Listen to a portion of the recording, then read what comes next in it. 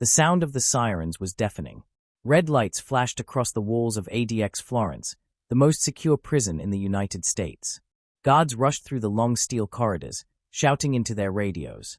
Every cell door automatically locked, trapping the world's most dangerous inmates behind cold concrete and steel. Something terrible had happened, something the government didn't want anyone to know about.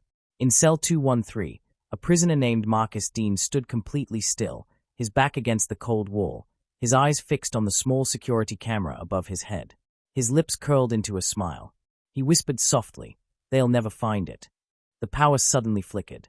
Then, for the first time in over 20 years, the lights inside ADX Florence went completely out. The most secure prison in America was now in total darkness. The guards yelled orders, but the radios filled with static. Backup systems refused to start. Somewhere inside that building, somewhere in the pitch-black maze of concrete cells, someone had done the impossible. And at that moment, Marcus Dean quietly slid a small piece of paper under his mattress. It was a map. A hand-drawn map of the prison's underground tunnels, tunnels no one outside the government was supposed to know existed. The warden, Joseph Heller, stormed through the central control room, slamming his fist on the table. "This can't happen. Not here. Not at Florence," he shouted. But it had happened. The cameras had gone offline. Every feed, every recording, gone. And the only person who could have done it was locked alone in a solitary cell, or so they thought. Then, through the silence, came a single voice from the intercom system, a voice that wasn't supposed to be there. "Did you really think you could bury the truth?" The warden froze. The voice was Marcus Dean's. How was that possible? Marcus didn't have access to a phone, or a MIC, or anything that could connect him to the intercom system. Yet there he was, speaking directly to every guard in the building. "Welcome," the voice said, "to the prison the government doesn't want you to see." The control room erupted into chaos. Guards sprinted toward Marcus's cell, but when they arrived, the door was wide open. The cameras showed nothing. No one had seen him leave. Warden Heller's hands trembled. "Seal the facility," he ordered. "No one goes in or out." But as the lockdown began, the guards discovered something chilling in the hallway outside Marcus's cell, a set of fresh footprints, leading not toward an exit, but deeper into the prison. That was the night ADX Florence stopped being just a prison. It became a secret no one was supposed to uncover. Years earlier, before that blackout, Marcus Dean was not the man the world feared. He had been a computer systems engineer working for the Department of Justice. He helped design the very surveillance systems that kept ADX Florence running. Every camera, every lock, every control. He knew it all. Marcus was quiet, intelligent, and precise. But behind that calm smile was something else, something darker. When the government accused him of leaking classified data to foreign hackers, he was sentenced to life inside the very prison he helped create. At first, he stayed quiet, serving his time. But deep inside, he began to plan. He knew every flaw in the system, every hidden passage built during construction. He spent years studying guard routines, listening to the faint hums of the building's generators, timing the flicker of the lights. No one thought a man in total isolation could do anything. No one believed he had access to anything beyond his cell. But Marcus found ways. A flicker in the security feed. A sound delay on the intercom. A glitch in the automatic door system. To others, they were random errors. To Marcus, they were windows. Tiny cracks in the machine he had once helped build. By the time the guards noticed, it was too late. Inside the prison, Marcus wasn't the only one who noticed the changes. Inmate Raymond "Red" Haskins, a former mob enforcer, had been watching him for years. During yard time, just 1 hour a day, Red approached Marcus. "You're planning something," he said, his voice low. "And I want in." Marcus didn't look at him. "This place isn't what you think," he replied. "There are walls within walls. Things even the guards don't know." Red chuckled. "Yay. And you do." Marcus finally turned his head. "I built this place." From that moment, Red followed him. He started passing coded notes during meal delivery, using folded napkins and crumbs as signals. Soon, a small network of inmates was working together, some knowingly, others unknowingly, each piece of the puzzle forming a larger plan. The plan wasn't just to escape. It was to expose something buried beneath ADX Florence, something the government hid when the prison was built. One day, while cleaning the floor near the lower maintenance hall, Red found a strange metal plate in the wall. It wasn't on any blueprint. Beneath it was a narrow shaft leading downward, deeper than any guard post had clearance for. When he told Marcus, the man simply smiled. "You've just found the first door," he said. As months passed, whispers began spreading through the prison. Guards noticed odd patterns, tools missing from supply closets, wires cut then reattached, door sensors blinking out for seconds at a time. Warden Heller blamed system errors. But one night, a technician ran a diagnostic report and found something strange.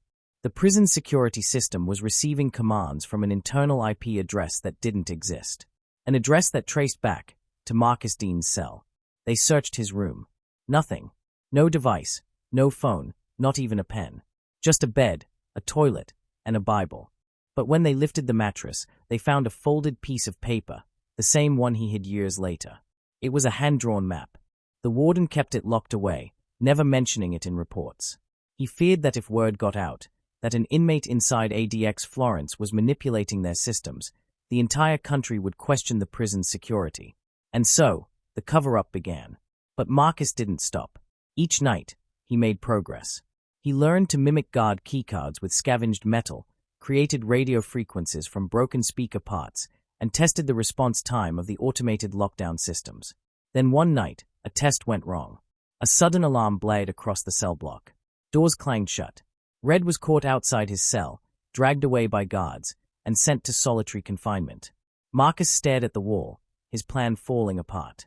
But then, just before the power returned, he heard a faint voice through the vent above him.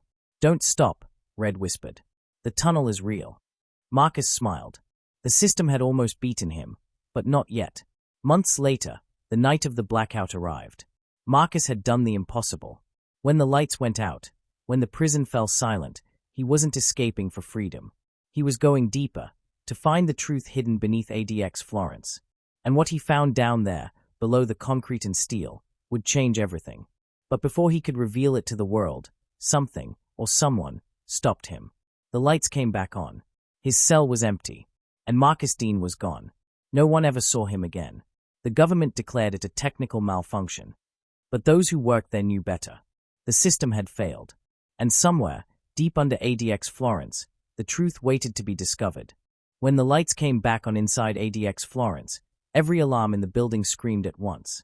Red lights flashed like fire across the gray walls, and the entire prison shook with the sound of heavy steel doors slamming shut. Guards yelled over their radios, trying to re-establish communication, but the system had crashed again. Marcus Dean was gone. His cell was open, completely empty. No footprints, no fingerprints, no trace of forced entry. It was as if he had vanished into thin air. Warden Heller stood in the hallway outside the cell, his face pale. "No one disappears from Florence," he muttered. "Not here. Not ever." But Marcus had. And deep beneath the prison, under levels no one was supposed to access, a motion sensor blinked green, detecting movement. The warden didn't know it yet, but Marcus wasn't escaping the prison. He was exploring it. Marcus's breathing echoed softly as he crawled through a narrow ventilation shaft. The walls were coated in dust, and the air smelled of rust and stale water. The light from his stolen flashlight flickered weakly, illuminating a maze of pipes and wires. He stopped when he reached a junction, 3 tunnels, each leading in different directions. He looked down at his folded map, the same one he'd drawn over years of studying blueprints and memoizing maintenance reports. He whispered to himself, left, down, then the hidden corridor. He kept crawling. After about 20 minutes, the shaft opened into a wider concrete passage, something that looked decades older than the rest of the prison. The air was colder here. The walls dripped with moisture, and strange markings were carved into the concrete, numbers, dates, and codes Marcus couldn't understand. Then he saw it. A steel door, half buried behind a pile of debris.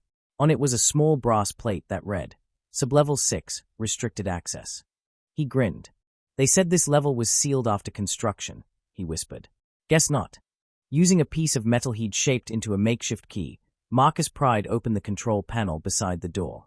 Inside were thick wires, red, blue, black. He connected them carefully, sparks flashing across his face. The door groaned, gears grinding. Then it opened. Behind it was a dark stairway leading down, further than any part of the prison he had ever seen. Back in the control room, chaos reigned.